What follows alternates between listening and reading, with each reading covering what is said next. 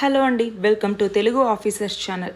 ఇవాళ మనం అక్టోబర్ 4వ తేదీకి సంబంధించిన ఇంపార్టెంట్ కరెంట్ అఫైర్స్ గురించి చూద్దాం. ఇవాళ మన ఫస్ట్ ఆర్టికల్ చూడండి. చట్టసభల్లో మహిళలకి 33% రిజర్వేషన్ కల్పించేటటువంటి బిల్లుకి పార్లమెంట్ ఆమోదం తెలిపింది. దాని తర్వాత రాష్ట్రపతి కూడా దాని మీద సంతకం చేయటం జరిగింది.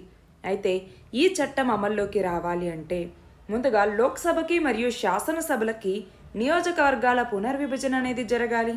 అంటే డీలిమిటేషన్ అనేసి పిలుస్తాము. ఈ డీలిమిటేషన్ అనేది జరగాలి. అయితే మన దేశంలో ఈ డీలిమిటేషన్స్కి సంబంధించి ఏ ఆర్టికల్స్ చెప్తాయి అంటే ఆర్టికల్ 81 అలాగే ఆర్టికల్ 82. ఇవి రెండు డీలిమిటేషన్కి సంబంధించినటువంటి విధి విధానాల గురించి చెప్తాయి.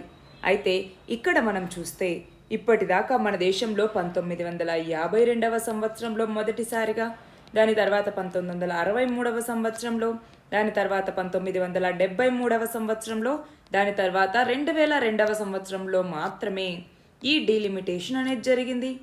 అయితే ఇక్కడ మనం చూస్తే 7వ రాజ్యాంగ సవరణ 7th కాన్స్టిట్యూషనల్ అమెండ్మెంట్ యాక్ట్ ఏదైతే ఉందో ఇది లోక్సభ సీట్లని 520కి పరిమితం చేసింది. లోక్సభ సీట్లని. అయితే దాని తర్వాత 31వ రాజ్యాంగ సవరణ చట్టం ఏదైతే ఉందో దీని కింద ఈ లోక్సభ సీట్లు ఏవైతే ఉన్నాయో వాటిని మొత్తం 552కి పెంచడం జరిగింది. అయితే దాని తర్వాత 2002లో 84th కాన్స్టిట్యూషనల్ అమెండ్మెంట్ యాక్ట్ని తీసుకురావటం జరిగింది. ఈ సవరణ ప్రకారం నియోజకవర్గాల పునర్విభజనని మళ్ళీ 2026వ సంవత్సరం తర్వాతే చేపట్టాలి అన్నట్టుగా దానికంటూ ఒక సీలింగ్ని విధించటం జరిగింది. అయితే ఇక్కడ మనం గమనించాల్సింది ఏంటి, ఉత్తరాది రాష్ట్రాల్లోనేమో జనాభా పెరుగుదల అనేటటువంటిది కనపడుతోంది. దక్షిణాది రాష్ట్రాలేమో ఈ పాపులేషన్ కంట్రోలింగ్ విధానాన్ని ఎక్కువగా పాటిస్తూ ఉన్నాయి. అంటే ఇక్కడ ఇప్పుడు డీలిమిటేషన్ తర్వాత గనక నియోజకవర్గాల్ని మళ్ళీ పునర్విభజన చేస్తే అప్పుడు సమర్థవంతమైనటువంటి పరిపాలనా విధానాల్ని చేపడుతున్నటువంటి రాష్ట్రాలకేమో తక్కువ సీట్లు వస్తాయి, ఎక్కువ జనాభా ఉండేటటువంటి రాష్ట్రాలకేమో ఎక్కువ సీట్లు రాబోతూ ఉన్నాయి. అంటే జననాల రేటును బట్టి మనం గమనిస్తే నియోజకవర్గాల పునర్విభజనలో ఎక్కువగా లోక్సభ సీట్లని కోల్పోయే రాష్ట్రాలని గనక మనం గమనిస్తే తమిళనాడు, అలాగే కేరళ, అలాగే మన తెలంగాణ, అలాగే ఆంధ్రప్రదేశ్, ఇవన్నీ కూడా మనం చూస్తే 8 నియోజకవర్గాల్ని కోల్పోయే అవకాశం అనేది ఉంది. దాని తర్వాత పశ్చిమ బెంగాల్ 4, ఒడిషా 3, కర్ణాటక 2 అలా సీట్లను కోల్పోతే ఇంకోవైపు వచ్చేసరికి ఇవన్నీ సీట్లను కోల్పోతాయి.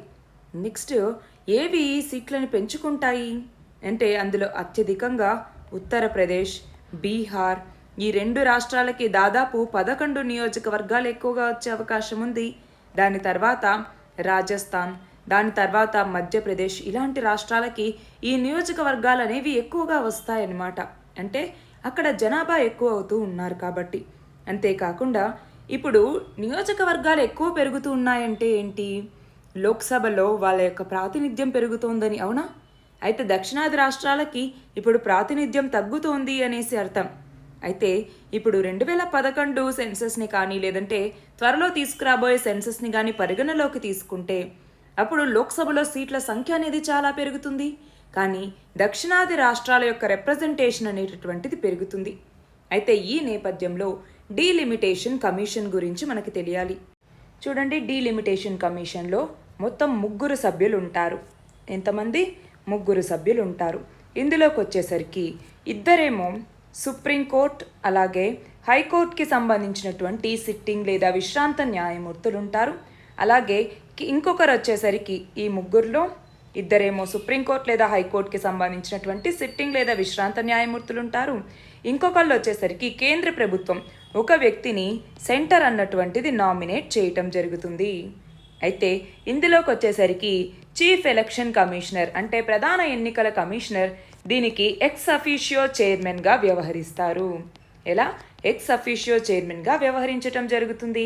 అంతేకాకుండా ప్రతి రాష్ట్రంలో ఆ రాష్ట్ర ఎన్నికల ప్రధాన అధికారి ఎవరైతే ఉంటారో అంటే స్టేట్ ఎలక్షన్ కమిషనర్స్ ఎవరైతే ఉంటారో వాళ్ళు ప్రతి రాష్ట్రానికి సంబంధించి ఎక్స్ అఫీషియో సభ్యులుగా ఉంటారు. అయితే ప్రతి రాష్ట్రంలో ఈ పునర్విభజన కమిషన్ అన్నటువంటిది మొత్తం 9 మంది అసోసియేట్ సభ్యులని కలిగి ఉంటుంది. అసోసియేట్స్ని మొత్తం 9 మందిని కలిగి ఉంటుంది. అయితే ఇక్కడ మనం చూస్తే ఈ 9 మందిలో నలుగురిని వచ్చేసరికి లోక్సభకి సంబంధించినటువంటి స్పీకర్ అంటే లోక్సభ స్పీకర్ నామినేట్ చేయటం జరుగుతుంది. మిగిలినటువంటి 5 మంది సభ్యులు ఎవరైతే ఉన్నారో వాటిని ఆయా రాష్ట్రాల అసెంబ్లీ స్పీకర్లు నామినేట్ చేయటం జరుగుతుంది. అంటే నలుగురినేమో లోక్సభ స్పీకర్ నామినేట్ చేస్తే మిగిలినటువంటి 5 మందిని వచ్చేసరికి స్టేట్ అసెంబ్లీకి సంబంధించినటువంటి స్పీకర్స్ నామినేట్ చేయటం జరుగుతుంది. అర్థమైందా అండి? అయితే ఈ ప్రక్రియని మన రాజ్యాంగంలో ఉన్నటువంటి ఆర్టికల్ 81, అలాగే ఆర్టికల్ 170, ఆర్టికల్ 330, అలాగే ఆర్టికల్ 332 వీటి యొక్క ఆర్టికల్స్ కింద ఇవి జరుగుతాయి. అయితే రిజర్వ్డ్ సీట్లని దృష్టిలో పెట్టుకొని ఈ నియోజకవర్గాల పునర్విభజనని చేపట్టాల్సి ఉంటుంది. అయితే ఇక్కడ గుర్తుపెట్టుకోవాల్సిన ఇంకొక విషయం ఏంటి అంటే 82nd కాన్స్టిట్యూషనల్ అమెండ్మెంట్ యాక్ట్ ఏదైతే ఉందో 2002లో తీసుకొచ్చినటువంటిది ఇదేం చెప్తోంది, రాష్ట్రాల యొక్క జనాభాకి అలాగే రాష్ట్రాల యొక్క సీట్లకి మధ్య నిష్పత్తి ఏదైతే ఉంటుందో ఇది సాధ్యమైనంత వరకు ఆచరణాత్మక పద్ధతిలో ఉండేలాగా చూడండి. అంటే అన్ని రాష్ట్రాలకి న్యాయం జరిగేలాగా ఈ పునర్విభజన చేయటానికి, అవసరమైతే ఈ పునర్విభజనని తాత్కాలికంగా నిలిపివేయటానికి కూడా అవకాశం అనేటటువంటిది ఉంటుంది. కానీ దీన్ని ఉపయోగించుకోవటానికి కేంద్రం అన్నటువంటిది ఇప్పుడు సిద్ధంగా లేదు.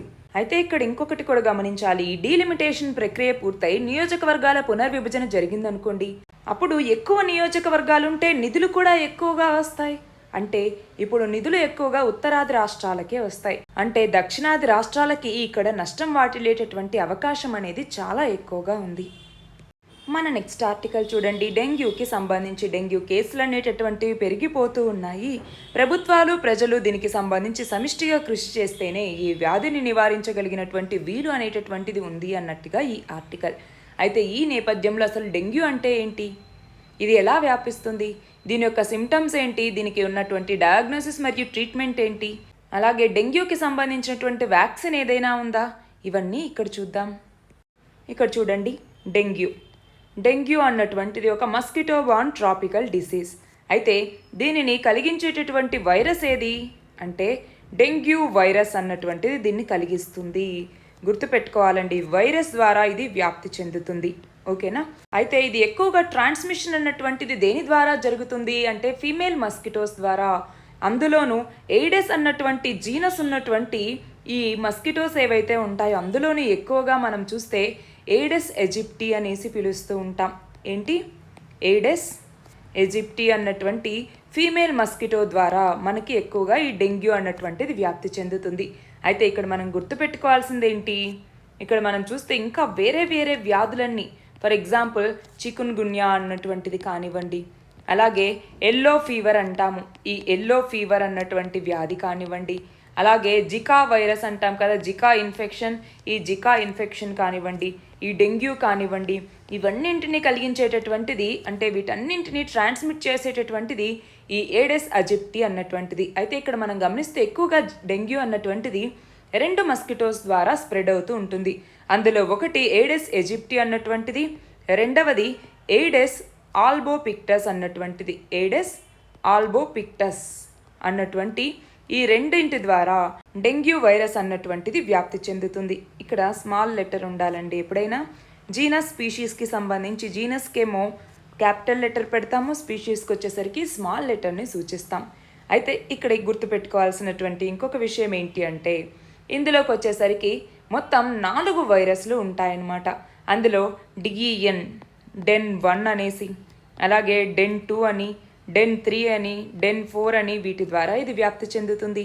మరి దీని యొక్క సిమ్టమ్స్ ఏంటి అంటే లక్షణాలు ఏంటి అనేసి మనం చూస్తే ఒకటి ఫీవర్ ఎక్కువగా ఉండటం, హెడేక్ ఎక్కువగా ఉండటం, కళ్ళ వెనకాల భాగంలో ఎక్కువ పెయిన్స్ అనేవి ఉండటం, బోన్ పెయిన్ అనేది ఉండటం, జాయింట్ పెయిన్స్ ఎక్కువగా ఉండటం, మజిల్ పెయిన్స్ అనేవి ఉండటం, ఇవన్నీ వీటికి సిమ్టమ్స్గా చెప్తాము. మరి డెంగ్యూ వచ్చింది అనేసి దీన్ని డయాగ్నోస్ చేయటం ఎలాగా అంటే డయాగ్నోసిస్ అనేది ఎలా చేస్తాము అంటే దీనికంటూ బ్లడ్ టెస్ట్ని చేయటం జరుగుతుంది. బ్లడ్ టెస్ట్ని చేసి దీన్ని కనుక్కుంటారు. మరి దీనికి సంబంధించినటువంటి ట్రీట్మెంట్ ఏంటి అంటే దీనికంటూ స్పెసిఫిక్ ట్రీట్మెంట్ ఏది కూడా లేదు. నార్మల్గా ఈ ఫీవర్ని తగ్గించడానికి, పెయిన్స్ని తగ్గించడానికి వివిధ రకాల మందులను ఇస్తారంతే. మరి ఈ డెంగ్యూకి సంబంధించి వ్యాక్సిన్ ఏదైనా అవైలబుల్గా ఉందా అంటే రీసెంట్గా సివైడి టీడీవీ లేదా దీన్నే డెంగ్ వ్యాక్సియా అనేసి పిలుస్తూ ఉంటామన్నమాట.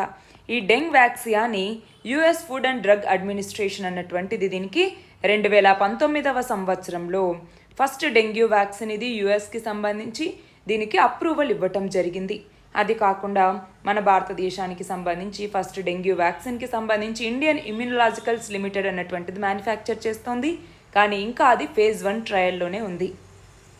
ఇక్కడ చూడండి, అలాగే మనం చూస్తే సీరం ఇన్స్టిట్యూట్ ఆఫ్ ఇండియా అలాగే పాన్ ఏషియా బయోటెక్ ఇవి రెండు కలిసి ఐసీఎంఆర్తో ఇప్పుడు phase 3 క్లినికల్ ట్రయల్స్కి సంబంధించి డెంగ్యూ వ్యాక్సిన్కి సంబంధించి phase 3 క్లినికల్ ట్రయల్స్ని నిర్వహిస్తున్నారు. ఒకవేళ ఇది గనక పూర్తయితే ఇది మన భారతదేశంలోనే ఫస్ట్ డెంగ్యూ వ్యాక్సిన్ అవుతుంది. అలాగే డెంగ్యూకి సంబంధించి అవేర్నెస్ని కల్పించడానికి ప్రతి సంవత్సరం మే 16వ తేదీని నేషనల్ డెంగ్యూ డేగా నిర్వహించడం జరుగుతుంది. మన నెక్స్ట్ ఆర్టికల్ చూడండి, ప్రపంచ బ్యాంక్ అన్నటువంటిది 2023-24 ఆర్థిక సంవత్సరానికి సంబంధించి మన భారత వృద్ధి రేటు 6.3% ఉంది అన్నట్టుగా అంచనా వేయటం జరిగింది. ఎందుకని అంటే ప్రపంచ ఆర్థిక అనిశ్చితి అనేటటువంటిది ఉంది, కానీ భారత సేవల రంగం అనేటటువంటిది పటిష్టంగా ఉంది కాబట్టి 6.3% వృద్ధి సాధించే అవకాశం ఉంది అన్నట్టుగా అంచనా వేయటం జరిగింది. అయితే ఈ నేపథ్యంలో మిగిలిన కొన్ని సంస్థల అంచనాలు కూడా చూడాలి 2023-24 వృద్ధికి సంబంధించి. అందులో ఆర్బీఐ ఏం చెప్పింది, 6.5%గా నమోదవ్వచ్చు అన్నట్టుగా అంచనా వేసింది. S&P గ్లోబల్ అన్నటువంటిది 6% ఉండొచ్చని అంచనా వేసింది. ఫిచ్ రేటింగ్స్ అన్నటువంటిది 6.3%, మూడీస్ వచ్చేసరికి 6.1%, ఏడీబీ ఏమో 6.3%, ఇండియా రేటింగ్స్ ఏమో 6.2%, ఓఈసీడీ వచ్చేసరికి 6.3%గా ఈ ఆర్థిక సంవత్సరంలో భారత వృద్ధి ఉండొచ్చు అన్నట్టుగా అంచనా వేయటం జరిగింది. నెక్స్ట్ ఆర్టికల్ చూడండి, చంద్రయాన్ 3కి సంబంధించి. చంద్రయాన్ 3కి సంబంధించి పూర్తి క్వశ్చన్స్కి సంబంధించి ఒక వీడియో చేశాం. అలాగే చంద్రయాన్ 3 పేలోడ్స్ చేసినటువంటి సైంటిఫిక్ డిస్కవరీస్ గురించి ఒక వీడియో చేయటం జరిగింది. ఎవరైనా చూడకపోతే మన ఛానల్లో అవైలబుల్గా ఉంది, మీరు చూడొచ్చు. అయితే చంద్రయాన్ 3కి సంబంధించి ఒకసారి బ్రీఫ్గా చూద్దాం. చూడండి, చంద్రయాన్ 3 అన్నటువంటిది ఇస్రో ప్రయోగించినటువంటి థర్డ్ మూన్ మిషన్. ఇంతకుముందు చంద్రయాన్ 1 అని చంద్రయాన్ 2 అనేసి 2 మిషన్స్ని ప్రయోగించడం జరిగింది. అందులో భాగంగా ఇది 3వ మిషన్. దీనిని దేని ద్వారా ప్రయోగించారు అంటే ఏ వాహక నౌక ద్వారా చంద్రయాన్ 3ని ప్రయోగించారు అంటే LVM-3 అన్నటువంటిది, లేదా దీన్నే లాంచ్ వెహికల్ మార్క్ 3 లేదా ఇంతకుముందు GSLV MK3 అని పిలిచేవాళ్ళు. ఎక్కడి నుంచి దీన్ని ప్రయోగించటం జరిగింది అంటే SDSC అంటే సతీష్ ధావన్ స్పేస్ సెంటర్. ఎక్కడ ఉంది ఇది? ఇప్పుడైతే ఆంధ్రప్రదేశ్లో ఉన్నటువంటి తిరుపతి జిల్లాలో ఈ సతీష్ ధావన్ స్పేస్ సెంటర్ అన్నటువంటిది ఉంది. అక్కడి నుంచి ఈ చంద్రయాన్ 3 మిషన్ని ప్రయోగించటం జరిగింది. అయితే ఇందులోకి వచ్చేసరికి మొత్తం 3 మాడ్యూల్స్ని ప్రయోగించారు. ఏంటి ఆ 3 మాడ్యూల్స్? ఒకటి ప్రొపల్షన్ మాడ్యూల్ అన్నటువంటిది. ఏంటి? Propulsion module. మొత్తం 3 మాడ్యూల్స్ అనమాట. ఒకటి ప్రొపల్షన్ మాడ్యూల్ అన్నటువంటిది, రెండవదేమో ల్యాండర్ మాడ్యూల్ అన్నటువంటిది, మూడవది వచ్చేసరికి రోవర్ మాడ్యూల్ అనేసి ఇలా మొత్తం 3 మాడ్యూల్స్ని ఇందులో భాగంగా ప్రయోగించటం జరిగింది. అయితే ఈ ప్రయోగంలో లేనటువంటిది ఏంటి అంటే ఆర్బిటార్ని ఈ ప్రయోగంలో మనం ప్రయోగించలేదు. ఎందుకని అంటే ఆల్రెడీ చంద్రయాన్ 2లో ఉన్నటువంటి ఈ ఆర్బిటార్ని మనం యూజ్ చేసుకుంటున్నాం దీనికి. అయితే మనము ఈ చంద్రయాన్ 3 ప్రయోగాన్ని జూలై 14వ తేదీన ప్రయోగించాం. జూలై 14, 2023. అయితే ఇది మన చంద్రుడి యొక్క దక్షిణ ధ్రువం మీదికి ఏ రోజున అడుగుపెట్టింది? ఆగస్టు 23వ తేదీన. అందుకే ఆగస్టు 23వ తేదీని మనము ఎలా జరుపుకుంటున్నాము? నేషనల్ స్పేస్ డేగా జరుపుకుంటున్నాం. అవునా? నేషనల్ స్పేస్ డే అనేసి. అంతేకాకుండా ప్రధాని నరేంద్ర మోదీ వీటికి కొన్ని పేర్లు కూడా పెట్టారు. ఏమని? చంద్రయాన్ 3లో ఉన్నటువంటి ల్యాండర్ దక్షిణ ధ్రువం మీద కాలు మోపినటువంటి ప్లేస్ని శివ్ శక్తి పాయింట్ అనేసి, అలాగే చంద్రయాన్ 2లో భాగంగా ల్యాండర్ ఏదైతే క్రాష్ అయినటువంటి ప్లేస్ ఉందో ఆ ప్లేస్ని మనము తిరంగా పాయింట్ అనేసి నామకరణం చేయటం జరిగింది. ఏమని? తిరంగా పాయింట్ అనేసి. అయితే ఈ చంద్రయాన్ మిషన్లో భాగంగా పంపించినటువంటి ఈ ల్యాండర్ కానివ్వండి, రోవర్ కానివ్వండి, ఇందులో ఉన్నటువంటి various payloads, for example shape అన్నటువంటి payload, spectropolarimetry of habitable planet Earth అనేసి, అలాగే చాస్టే అన్నటువంటి పేలోడ్ కానివ్వండి, అలా ఏవైతే పేలోడ్స్ ఉన్నాయో అవి వివిధ రకాల ప్రయోగాల్ని చేయటం జరిగింది. ఇందులో భాగంగా చంద్రుడి మీద ఉన్నటువంటి టెంపరేచర్ని కనుక్కోవటం జరిగింది. అలాగే మూన్ క్వేక్స్ అనేటటువంటివి జరుగుతున్నాయన్నట్టుగా గుర్తించారు. అంతేకాకుండా అక్కడ సల్ఫర్ అనేటటువంటిది ఉంది, మిగతా మూలకాలు అనేటటువంటివి కూడా ఉన్నాయి అన్నట్టుగా ఈ చంద్రయాన్ 3 పేలోడ్స్ అనేవి గుర్తించటం జరిగింది. అయితే దాని తర్వాత ఏంటి, చంద్రుడి మీద పగలు అన్నటువంటిది 14 రోజులు మాత్రమే ఉంటుంది, అవునా? అయితే చంద్రుడి మీద మళ్ళీ రాత్రి కాలం వస్తోంది అన్నట్టుగా విక్రమ్ ల్యాండర్ని అలాగే ప్రజ్ఞాన్ రోవర్ని నిద్రాణ స్థితిలోకి పంపించింది ఇస్రో. అయితే మళ్ళీ చంద్రుడి మీద పగలు కాలం అనేటటువంటిది మొదలైనా కూడా విక్రమ్ ల్యాండర్ని ఎంతగా మేల్కొల్పాలని ట్రై చేసిన, అంటే నిద్రాణ స్థితిలోంచి బయటికి తీసుకురావాలనేసి చాలా ప్రయోగాలు చేసింది ఇస్రో, కానీ అవేవీ ఫలించలేదు. కానీ ఇక్కడ మనం చూస్తే హాప్ టెస్ట్ని ఇస్రో చేపట్టింది. ఇందులో భాగంగా హాప్ టెస్ట్ అంటే ఏంటి, ఒక చోటు నుంచి ఇంకొక చోటికి జస్ట్ గెంతటం అనమాట. అలాంటి ఒక ఎక్స్పెరిమెంట్ని ఇప్పుడు ఇస్రో చేపట్టింది. అందులో భాగంగా విక్రమ్ ల్యాండర్ అన్నటువంటిది ప్రస్తుతం ఉన్నటువంటి శివశక్తి పాయింట్ నుంచి 40 సెంటీమీటర్ల ఎత్తుకు ఎగిరి 30 సెంటీమీటర్ల పక్కకి జరిగి సురక్షితంగా ల్యాండ్ అయింది. అంటే ఈ హాప్ ప్రక్రియ అనేది మనకి ముందుగా ఉన్నటువంటి షెడ్యూల్లో లేకపోయినా కూడా ప్రయోగాత్మకంగా దీన్ని చేసి చూశారు, ఇది సక్సెస్ అయింది. మన నెక్స్ట్ ఆర్టికల్ చూడండి, భౌతిక శాస్త్రంలో నోబెల్ బహుమతికి సంబంధించి. ఈ నోబెల్ బహుమతిని మొత్తం ఎన్ని రంగాల్లో ఇస్తారు? 6 రంగాల్లో ఇస్తారు. ఈ నోబెల్ బహుమతికి సంబంధించి మనం సపరేట్గా ఒక వీడియో చేయటం జరిగింది. మన భారతదేశానికి సంబంధించి ఎంతమందికి నోబెల్ పురస్కారాలు వచ్చాయి అన్నట్టుగా. అందులో ఈ నోబెల్ బహుమతిని ఎంతమందికి ఇస్తారు, ఎప్పుడు స్టార్ట్ చేశారు, ఈ వివరాలన్నీ ఉన్నాయి. ఒకసారి మీరు ఆ వీడియోని మన ఛానల్లో చూడొచ్చు.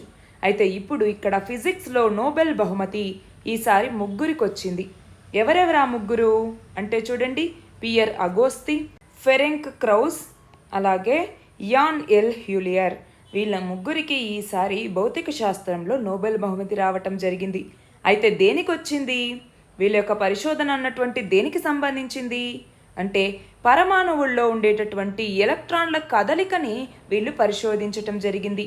అయితే ఇక్కడ మనం చూస్తే వ్యాధి నిర్ధారణ రంగంలో ఈ కొత్త ఆవిష్కరణలకి, కొత్త ఎలక్ట్రానిక్ ఉపకరణాల రూపకల్పనకి ఇది పనికొస్తుంది అన్నట్టుగా ఇప్పుడు భౌతిక శాస్త్రంలో వీళ్ళకి నోబెల్ బహుమతి అనేది రావటం జరిగింది.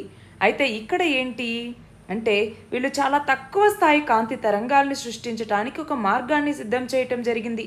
అంటే ఇందులో వేగవంతమైనటువంటి ఎలక్ట్రాన్ల కదలికలు లేదా వాటి శక్తిలో వచ్చేటటువంటి మార్పుని వీళ్ళు గుర్తించారు. అంటే ఇక్కడ మనం చూస్తే అట్టో సెకన్ అన్నటువంటిది గుర్తుపెట్టుకోండి. ఏంటి అంటే అట్టో సెకన్ కాలం యొక్క కాంతి పుంజాలతో ఫోటోలు తీస్తే అప్పుడు అణువులు, పరమాణువుల్లో ఉండేటటువంటి కార్యకలాపాలు ఏంటన్నది చాలా స్పష్టంగా తెలుస్తుంది. దీనికి సంబంధించి 1989లోనే ఇక్కడ ఉన్నటువంటి ఎల్ హ్యూలర్ ఈయన శ్రీకారం చుట్టారు. అయితే ఇతను అప్పట్లో జడవాయువు గుండా పరారుణ కాంతిని ప్రసారం చేశారు. అప్పుడు వేర్వేరు రంగులు బయటకు వస్తూ ఉన్నట్టుగా గుర్తించారనమాట. అయితే ఇక్కడ మనం చూస్తే ఈ పరారుణ కాంతి అన్నటువంటిది జడవాయువుల్లో పరమాణువులతో జరిపినటువంటి చర్యల ఫలితంగానే ఒక్కొక్క రంగు అనేది బయటకు వస్తోంది అన్నట్టుగా గుర్తించారు.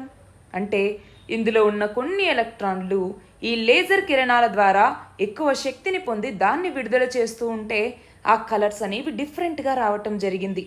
అయితే ఇక్కడ అట్టో సెకన్ అన్నాం, అవునా? ఈ అట్టో సెకన్ అంటే ఏంటి అంటే సెకండ్లో 1000వ వంతు ఒక మిల్లీ సెకండ్, అవునా? అయితే మిల్లీ సెకండ్లో 1000వ వంతు మైక్రో సెకండ్, ఒక మైక్రో సెకండ్లో 1000వ వంతు నానో సెకండ్, ఒక నానో సెకండ్లో 1000వ వంతు పికో సెకండ్, మరి ఒక పికో సెకండ్లో 1000వ వంతేమో ఒక ఫెమ్టో సెకండ్ అన్నటువంటిది, ఒక ఫెమ్టో సెకండ్లో 1000వ వంతు ఒక అట్టో సెకండ్. దీని మీద ప్రయోగాలు చేయటం జరిగింది వీళ్ళు. మన నెక్స్ట్ ఆర్టికల్ చూడండి, ఇండియన్ ఎయిర్ చీఫ్ మార్షల్ అయినటువంటి చౌదరి ఈయన ఏమంటూ ఉన్నారు, మన ఇండియన్ ఎయిర్ ఫోర్స్ యొక్క కార్యాచరణ ప్రణాళికలు అనేవి చాలా క్రియాశీలకంగా ఉన్నాయి. ఇవి శత్రు దేశానికి సంబంధించినటువంటి సంఖ్యా బలం ఎంత, సైనిక శక్తి ఎంత, వాటితో సరితూగలేనటువంటి చోట కూడా మనం మెరుగైనటువంటి వ్యూహాలు, శిక్షణ పద్ధతుల్ని అమలు చేయటం ద్వారా లైన్ ఆఫ్ యాక్చువల్ కంట్రోల్ లేదా వాస్తవాధీన రేఖ వెంబడి ఎదురవుతున్నటువంటి సవాళ్ళను మనం ఎదుర్కోగలము అన్నట్టుగా ఇక్కడ చెప్పటం జరిగింది. అంతేకాకుండా ఇక్కడ మనం చూస్తే చివరిసారిగా ఈ నెల 8వ తేదీన భారత వైమానిక దళ దినోత్సవం. ఆ సందర్భంగా MiG-21 యుద్ధ విమానాలనేవి ఈ కవాతులో పాల్గొనబోతూ ఉన్నాయి. ఆ తర్వాత 2025 నుంచి మన దేశంలో తయారు చేసినటువంటి తేజస్ మార్క్ 1A యుద్ధ విమానాలతో ఈ MiG-21 యుద్ధ విమానాల్ని భర్తీ చేయాలన్నట్టుగా ఇండియన్ ఎయిర్ ఫోర్స్ అన్నటువంటిది నిర్ణయించింది. అయితే ఇక్కడ మనం చూస్తే 1960లో మన ఇండియన్ ఎయిర్ ఫోర్స్లోకి MiG-21లు వస్తే అప్పటి నుంచి 870 MiG-21 యుద్ధ విమానాల్ని మన భారతదేశం కొనుగోలు చేసింది. కానీ ఇప్పుడు మన భారతదేశంలో 50 నుంచి 52 వరకు ఈ MiG-21 యుద్ధ విమానాలు అనేవి పనిచేస్తూ ఉన్నాయి. వీటిని ఫ్లయింగ్ కాఫిన్స్ అనేసి అలాగే విడో మేకర్స్ అనేసి పిలుస్తూ ఉంటారు. ఎందుకని అంటే ఎక్కువగా ఈ MiG-21 యుద్ధ విమానాలు అనేవి కూలిపోతూ ఉన్నటువంటి నేపథ్యంలో ఈ యుద్ధ విమానాలకి ఈ పేరు అనేది వచ్చింది. మన నెక్స్ట్ ఆర్టికల్ చూడండి. కేంద్ర విద్యాశాఖ కొన్ని ముసాయిదా మార్గదర్శకాల్ని జారీ చేసింది. దీని ప్రకారం ఏంటి, స్కూల్స్లో విద్యార్థుల ఆత్మహత్యల్ని తగ్గించడం కోసం వెల్నెస్ టీముల్ని ఏర్పాటు చేయాలి ప్రతి పాఠశాలల్లో అన్నట్టుగా గుర్తించారు. అంటే ఇందులో ఏంటి, ఎవరైనా స్వీయ హాని చేసుకుంటే అలాంటి విద్యార్థుల యొక్క వ్యవహార శైలి ఏంటి, అలాగే వాళ్ళ నుంచి వచ్చేటటువంటి ఏవైనా సింబల్స్ ఉంటే, కష్టాల్లో ఉన్నటువంటి వాళ్ళు ఉంటే అలాంటి వాళ్ళకి మద్దతుగా ఉండి వాళ్ళలో ఈ సూసైడల్ టెండెన్సీని తగ్గించడం లక్ష్యంగా ఈ వెల్నెస్ టీంలని ఏర్పాటు చేయబోతూ ఉన్నారు. మన నెక్స్ట్ ఆర్టికల్ చూడండి. తెలంగాణకి సంబంధించి తెలంగాణ స్వావలంబన వైపుగా వెళ్తోంది అన్నటువంటి నేపథ్యంలో చూడండి, Palamuru Rangareddy lift irrigation project అన్నటువంటిది, అలాగే రైతు బంధు స్కీమ్ అన్నటువంటిది, మిషన్ కాకతీయ అన్నటువంటిది, అలాగే కాళేశ్వరం లిఫ్ట్ ఇరిగేషన్ ప్రాజెక్ట్ని నిర్మించటం, రైతు బీమాని కల్పించటం, మిషన్ భగీరథాని చేపట్టడం, ఇంకా పల్లె ప్రగతి కార్యక్రమాన్ని చేపట్టడం, 24/7 నాణ్యమైనటువంటి కరెంట్ని అందజేయటం, అలాగే సాంప్రదాయ వృత్తులకి చేయూతనివ్వటం, ఇలాంటి ఎన్నో కార్యక్రమాల్ని తెలంగాణ ప్రభుత్వం చేపడుతోంది. ఆ నేపథ్యంలోనే ఈ ఆర్టికల్ని ఇవ్వటం జరిగింది. సో తెలంగాణకి సంబంధించినటువంటి టోటల్ స్కీమ్స్కి సంబంధించి ఒక నోట్స్ చేసి పెట్టుకోండి. నేను కూడా తొందరలో దీనికి సంబంధించి ఒక వీడియో అప్లోడ్ చేస్తాను. నెక్స్ట్ చూడండి, తెలంగాణ రాష్ట్రంలో పాడి రంగం అనేటటువంటిది మరింత ముందుకెళ్లేలాగా ప్రభుత్వం ఒక మెగా డైరీని సిద్ధం చేయటం జరిగింది. దీని కింద ఏంటి, రోజుకు 8 లక్షల లీటర్ల పాల శుద్ధితో పాటు 10 టన్నుల నెయ్యి, 10,000 లీటర్ల ఐస్ క్రీమ్ తయారీ సామర్థ్యంతో దీన్ని తయారు చేయటం జరిగింది. ఎక్కడ తయారు చేశారు అంటే తెలంగాణలోని రంగారెడ్డి జిల్లా రావిర్యాల అన్నటువంటి ప్రాంతంలో ఈ ప్లాంట్ని నిర్మించారు. దీనిని ఈ నెల 5వ తేదీన అంటే రేపటి రోజున తెలంగాణ రాష్ట్ర పరిశ్రమల మరియు ఐటీ శాఖ మంత్రి అయినటువంటి కేటీఆర్ దీన్ని ప్రారంభించబోతున్నారు. మనం గమనిస్తే దేశంలో ప్రభుత్వ రంగంలో అతిపెద్ద డైరీ ప్లాంట్ ఇది. చూడండి, ఈ ప్రాజెక్టు మొత్తం విస్తీర్ణం 40 ఎకరాలు. దీనికి అయినటువంటి వ్యయం 250 కోట్లు. ఇందులో రోజుకు 8 లక్షల లీటర్ల పాల శుద్ధి అనేది జరుగుతుంది. మొత్తం 300 మంది సిబ్బంది ఇందులో ఉంటారు. దీనివల్ల ప్రత్యక్షంగా పరోక్షంగా ఉపాధి పొందే వాళ్ళు 5,000 మంది ఉంటారు. మన నెక్స్ట్ ఆర్టికల్ చూడండి. భారతదేశం బయట అత్యంత ఎత్తైనటువంటి అంబేద్కర్ విగ్రహాన్ని ఉత్తర అమెరికాలో ఆవిష్కరించబోతున్నారు. అయితే దీనికి పెట్టినటువంటి పేరేంటి అంటే స్టాచ్యూ ఆఫ్ ఈక్వాలిటీ అన్నటువంటిది. అదే మన దగ్గర అయితే స్టాచ్యూ ఆఫ్ ఈక్వాలిటీ ఎవరి పేరు మీద ఉంది, రామానుజాచార్యుల పేరు మీద ఉంది. ఎక్కడ, తెలంగాణలో హైదరాబాద్ దగ్గరలోని ముచ్చింతల్ అన్నటువంటి ప్రాంతంలో స్టాచ్యూ ఆఫ్ ఈక్వాలిటీ అన్నటువంటిది ఉంది, రామానుజాచార్యులది. ఎంత, మొత్తం 216 అడుగుల ఎత్తైనటువంటి స్టాచ్యూ ఆఫ్ ఈక్వాలిటీ విగ్రహం. అయితే మనకి ఎగ్జామ్లో ఇలా కూడా అడగచ్చు, భారతదేశం బయట స్టాచ్యూ ఆఫ్ ఈక్వాలిటీ పేరుతో విగ్రహం ఎక్కడ ఉంది అనేసి మనల్ని అడగచ్చు. అప్పుడు రామానుజాచార్య అన్నటువంటిది కూడా ఆప్షన్లో ఉంటుంది. కానీ మన భారతదేశంలోనా భారతదేశం బయటనా అన్నటువంటిది చూసి మనం ఆన్సర్ పెట్టాలి. అయితే ఇక్కడ ఇంకొకటి గమనించాల్సినటువంటి విషయం ఏంటి అంటే గుజరాత్లో సర్దార్ వల్లభభాయ్ పటేల్ విగ్రహాన్ని రూపొందించినటువంటి శిల్పి రామ్ వి సుతార్ ఎవరైతే ఉన్నారో ఆయనే ఈ విగ్రహానికి కూడా శిల్పి. మనం ఇది గమనించాలి, ఓకేనా. నెక్స్ట్ చూడండి, ఇక్కడ 19వ ఏషియన్ గేమ్స్కి సంబంధించి ఎక్కడ జరుగుతూ ఉన్నాయి. 19వ ఏషియన్ గేమ్స్ చైనాలో ఉన్నటువంటి హాంగ్జౌ నగరంలో జరుగుతున్నాయి. ఇది పూర్తయిన తర్వాత టోటల్గా మనం ఒక వీడియో చేద్దామండి. ఆ లోపు రోజుకి ఎన్ని మెడల్స్ ఉన్నాయి అన్నటువంటిది మాత్రం మనం ఇక్కడ చూద్దాం. చూడండి, ఇప్పుడు మన భారతదేశం 4వ స్థానంలో ఉంది. 15 స్వర్ణ పతకాలు, 26 రజత పతకాలు, 28 కాంస్య పతకాలతో మొత్తం 69 పథకాలని మన భారతదేశం ఇప్పటి వరకు సాధించింది. నెక్స్ట్ చూడండి ఇక్కడ క్యాటలిన్ కరికో అలాగే డ్రూ వెయిస్మెన్ వీళ్ళకి వైద్య శాస్త్రంలో అంటే ఫిజియాలజీ లేదా మెడిసిన్లో నోబెల్ బహుమతి అనేది రావటం జరిగింది 2023కి సంబంధించి. అంటే ఇప్పటి వరకు నోబెల్ బహుమతిని ఏ ఏ రంగాల్లో ఇచ్చారు? ఫిజియాలజీ లేదా మెడిసిన్లో ఇవ్వటం జరిగింది, ఫిజిక్స్లో ఇవ్వటం జరిగింది, అవునా?